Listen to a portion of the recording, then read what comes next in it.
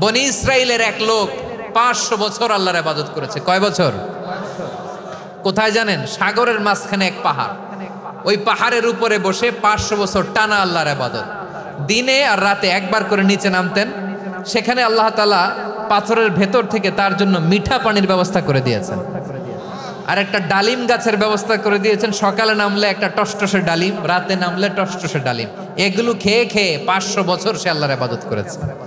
আর সে আল্লাহর কাছে বলেছে, আল্লাহ আমি যখন মারা যাব সেজদারত অবস্থায় যেন মারা যাই।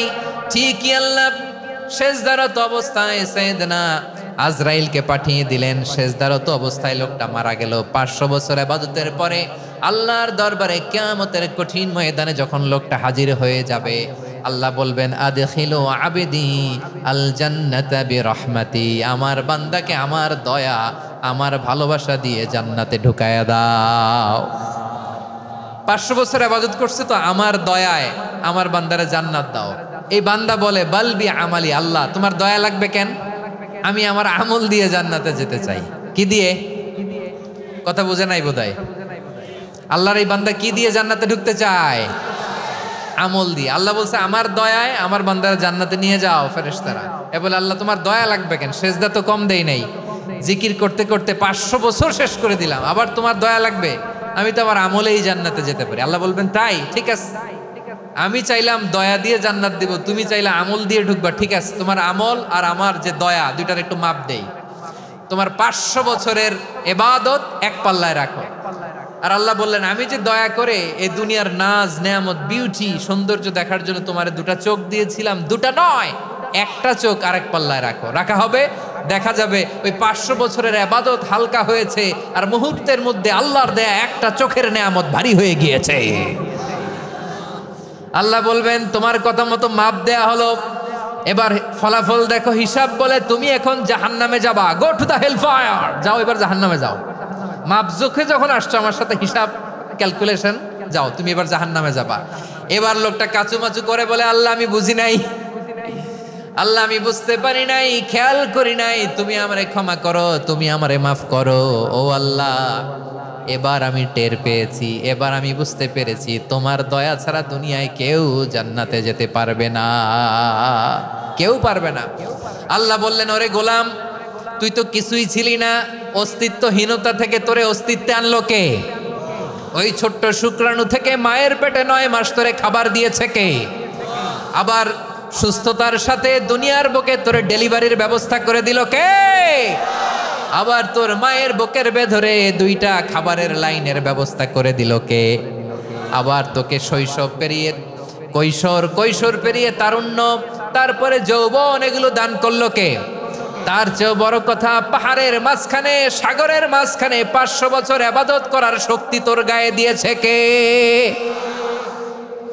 এই সাগরের মধ্যে লোনা পানি, লবণের পানি মুখে দেয়া যায় না, সেখান থেকে আমি পাহাড়ের ভেতর থেকে মিঠা পানির ব্যবস্থা করে দিলাম। ওই জায়গায় তোরে রিজিকের বন্দোবস্ত করলো কে? সকাল বিকাল 2 বেলা টসটসে ডালিম খাওয়ার ব্যবস্থা করে দিল কে? তোর আবদার ছিল, আল্লাহ আপনি আমার সেজদারত অবস্থায় রুহু কবজ করবেন, তোর শেষ আবদারটাও পূরণ করেছে কে? ও গোলাম, আমার রহমতের তুলনায়, আমার নেয়ামতের তুলনায় তোর 500 বছরের ইবাদতের কোনো ওজনই হবে না। গোটা বিশ্বের কেউ কোনোদিন আমার জান্নাতে ঢুকতে পারবে না আমি আল্লাহর দয়া ছাড়া। হুয়ার রহমানুর রহিম, তিনি দয়াময়, তিনি মেহেরবান। জিব্রাইল আলাইহিস সালাম বিশ্বনবীর এই লম্বা হাদিসটা যখন শোনালেন, আমি যা যা বলছি এটা বিশাল এক হাদিসের অনুবাদ। বললেন, ইয়া মুহাম্মদ, এই দুনিয়ার সবটাই চলে আল্লাহর রহমত দিয়ে। হাদিসের শেষ কথা, সব চলে আল্লাহর কি দিয়ে?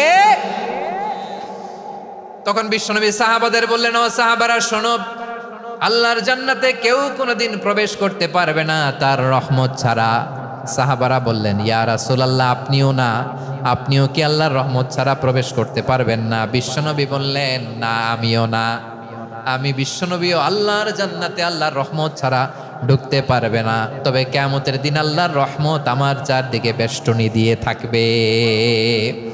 আল্লাহ নিজের পরিচয় দিয়ে বললেন, আলিমুল গায়বি ওয়াশ শাহাদাতি হুয়ার রহমানুর রহিম, আমি হলাম রহমান, আমি রাহিম। আল্লাহরে চিনছেন? বারোখালীর ভাইয়েরা, আপনার রবকে চিনতে পারতেছেন? তিনি দয়ার সাগর, তিনি মায়ার সাগর। তার দয়ার সাগর যে কত বড় আপনার কল্পনাতেও নাই। এজন্য আপনার পাপ যত বড় হোক, অন্যায় যত বড় হোক, অপরাধ যত বড় হোক, আপনার জুলুম যত বড় হোক, আল্লাহর রহমান নামের দরিয়া তার চাইতেও বড়।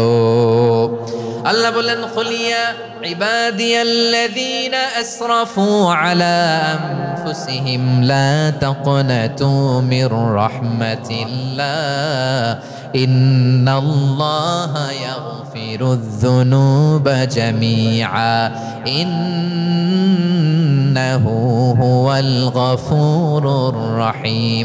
ও আমার গুনাহগার বান্দারা শোনো, জুলুম করেছো, ভুল করেছো, অন্যায় করেছো, আল্লাহর রহমত থেকে নিরাশ হয়ো না।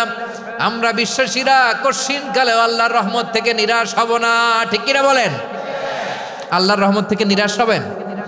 ভুল করে ফেলছেন, আরে ভুল তো সবাই করে। পাপ হয়েছে, আরে পাপ তো সবার আছে, আপনারা সবাই পাপী, সবাই পাপী। যত পাপ হোক, ভুল হোক, অন্যায় হোক, অনুতপ্ত হয়ে তওবা করে, ওযু করে, জায়নামাজটা বিছিয়ে সেজদা দিয়ে চোখের পানি ছাড়েন। চোখের বেয়ে পড়া পানি আল্লাহর কাছে যে কত প্রিয়। অনুতপ্ত বান্দার চোখের পানির ফোঁটা তার চোখ বেয়ে, নাকের ডগা বেয়ে জমিনে ড্রপ করার আগেই আল্লাহর ওই বান্দার সব গুনাহ মাফ করে দেয়।